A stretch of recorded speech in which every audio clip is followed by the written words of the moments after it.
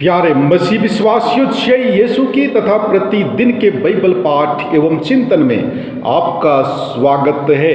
आज का पहला पाठ नबी मलाकी का ग्रंथ अध्याय 3 पद संख्या 1 से 4 और अध्याय 4 पद संख्या 5 से 6 तक से लिया गया है। वचन कहता है, प्रभु ईश्वर यह कहता है, देखो मैं अपना दूत भेजूंगा जिससे वह मेरे लिए मार्ग तैयार करे। वह प्रभु जिसे तुम खोजते हो अचानक अपने मंदिर आ जाएगा। देखो विधान का वह दूत जिसके लिए तुम तरसते हो आ रहा है। कौन उसके आगमन के दिन का सामना कर सकेगा? जब वह प्रकट होगा तो कौन टिकेगा? क्योंकि वह सुनार की आग और धोबी के खार के सदृश है। वह चांदी गलाने वाले शोधन करने वाले की तरह बैठकर लेवी के पुत्रों को शुद्ध करेगा और सोने चांदी की तरह उनका परिष्कार करेगा। तब वे योग्य रीति से ईश्वर को भेंट चढ़ाएंगे और प्रभु ईश्वर प्राचीन काल की तरह यूदा और यरूशलेम की भेंट स्वीकार करेगा। देखो उस महान एवं भयानक दिन के पहले, प्रभु के दिन के पहले मैं नबी एलियस को तुम्हारे पास भेजूंगा। वह पिता का हृदय पुत्र की ओर अभिमुख करेगा और पुत्र का हृदय पिता की ओर। कहीं ऐसा ना हो कि मैं आकर देश का सर्वनाश कर दूं। प्रभु की वाणी। ईश्वर को धन्यवाद।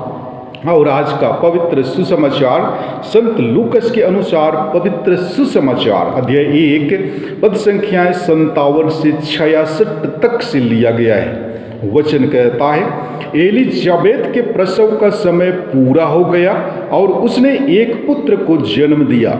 उसके पड़ोसियों और संबंधियों ने सुना कि प्रभु ने उस पर इतनी बड़ी दया की है और उन्होंने उसके साथ आनंद मनाया। 8वें दिन वे बच्चे का खतना करने आए। वे उसका नाम उसके पिता के नाम पर जकरियस रखना चाहते थे, परंतु उसकी माँ ने कहा, जी नहीं, उसका नाम योहन रखा जाएगा। उन्होंने उससे कहा, तुम्हारे कुटुंब में यह नाम तो किसी का भी नहीं है। तब उन्होंने उसके पिता में से इशारा से पूछा कि वह उसका नाम क्या रखना चाहता है। उसने पाटी मंगाकर लिखा, उसका नाम योहन है। सब अचंभे में पड़ गए। उसी क्षण जकरियस के मुख और जीभ के बंधन खुल गए और वह ईश्वर की स्तुति करते हुए बोलने लगा। सभी पड़ोसी विस्मित हो गए और यहूदिया के पहाड़ी प्रदेश में ये सब बातें चारों ओर फैल गई। सभी सुनने वाले यह कहकर मन ही मन विचार करने लगे, पता नहीं यह बालक क्या होगा। वास्तव में बालक पर प्रभु का अनुग्रह बना रहा। प्रभु का सुसमाचार। हे ख्रिस्त तेरी स्तुति हो। प्यारे मसीह विश्वासियों, प्रभु का आगमन अब चौखट पर है और अब भी समय है कि हम व्यक्तिगत रूप से अपना मन परिवर्तन कर लें। मन परिवर्तन का अर्थ है हृदय, मन तथा आचरण में सुधार लाकर ईश्वर की ओर अभिमुख होना। इसके बिना किसी भी प्रकार की स्वतंत्रता संभव नहीं है। क्यों ना बालक यीशु हजारों बार जन्म लें, क्योंकि मनुष्य का जीवन यूं ही बदल नहीं सकता जब तक कि बालक यीशु सर्वप्रथम हमारे हृदय में जन्म लेकर हमें परिवर्तित ना कर दे। क्रिसमस की तैयारी हृदय की तैयारी होनी चाहिए। क्रिसमस का आधार और संदेश प्रेम तथा क्षमा होनी चाहिए। तभी हम योग्य तरीके से उसका स्वागत कर सकते हैं जो शीघ्र ही आने वाले हैं। आज के पवित्र सुसमाचार में देखते हैं कि एलिजाबेत के पुत्र के खतना के पश्चात परिवार के सभी संबंधी एवं रिश्तेदार गांव समाज की प्रथा और रीति रिवाज के अनुसार बच्चे का नाम बच्चे के पिता के नाम पर जकरियस रखना चाहते थे, परंतु एलिजाबेथ यह कहकर उनका प्रस्ताव ठुकराती हैं, नहीं, इसका नाम योहन रखा जाएगा। भाइयों एवं बहनों, क्यों?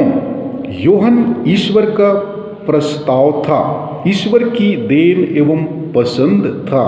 ईश्वर जानता था कि जकरियस और एलिजाबेथ ईश्वर भक्त हैं, धर्मी और पवित्र पति पत्नी है। यही वजह है कि उनके बुढ़ापे में भी और एलिजाबेथ के बांझ होने के बावजूद भी पुत्र प्रदान करता है। यूहन ईश्वर की देन था, जिसको मसीहा के आने के पूर्व एवं पश्चात अहम भूमिका निभानी थी। ईश्वर जकरियस के विश्वास एवं धर्मी जीवन को देखकर और एक कृपा प्रदान करता है, उसके गूंगेपन को चंगा करके फिर से बोलने की कृपा प्रदान करता है। भाइयों बहनों, ये आगमन के अंतिम दिनों में प्रभु चाहता है कि और अधिक ईश्वर भक्त, धर्मी, पवित्र एवं विश्वासी बने, ताकि बालक यीशु हमारे दिलों को कृपाओं से भर दे। प्यारे भाइयों एवं बहनों, किसी भी परिवार में बच्चे का जन्म लेना ढेर सारी खुशियां लाता है। सिर्फ परिवार में ही नहीं, बल्कि उनके सभी सगे संबंधी, रिश्तेदार खुशी मनाते हैं, क्योंकि ईश्वर ने अपनी महती दया एवं कृपा दृष्टि परिवार में की है। बच्चे के जन्म में खुशी मनाना नई बात नहीं है, हम सभी खुशी मनाते हैं। आज के सुसमाचार में हम यूहन बपतिस्ता के जन्म के बारे में सुनते हैं। यूहन बपतिस्ता के जन्म से एलिजाबेथ के परिवार में ही नहीं, लेकिन उनके सभी सगे संबंधी खुशियां मनाते हैं, क्योंकि ईश्वर ने जो प्रतिज्ञा की थी वह पूरी हुई। ईश्वर की प्रतिज्ञा समय से पहले, ना ही समय के बाद, बल्कि ठीक समय पूरा होने पर पूर्ण होती है। आज के पहले पाठ के पहले पंक्ति में प्रभु ईश्वर कहता है, देखो मैं अपना दूत भेजूंगा, जिससे वह मेरे लिए मार्ग तैयार करे। और वह दूत है यूहन बपतिस्ता।